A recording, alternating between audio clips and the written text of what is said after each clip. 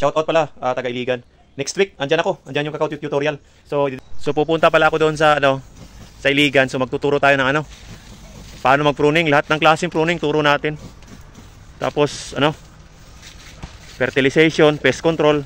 Mga ganito, paggamit ng mga chemical. Tamang paggamit ng mga chemical. Pruning. Specific po tayo sa pruning.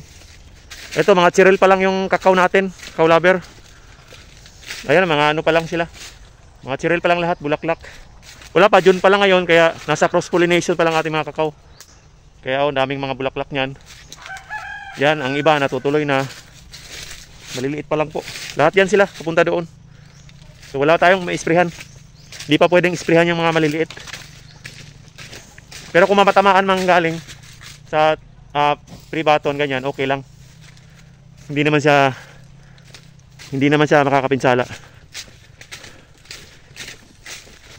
Yung mga nauna, yun pagpatuloy natin isprehan.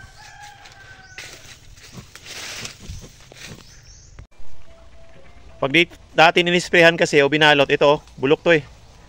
Nabubulok. Isprehan po natin. Kahit ito, pwede na yan. Ito, mga na-isprehan na to dati kaya hindi nabubulok. Babasahin natin, kakao lover dito banda oh. Dito talaga banda kakao lover, ito. Dito nangingitlog. Dito tumutusok yung mga padborer. Kaya dito ang puntariyahin natin. Maliliit pa. Ito, chirelwell to. Okay lang yan. Hindi pa niya kinaya.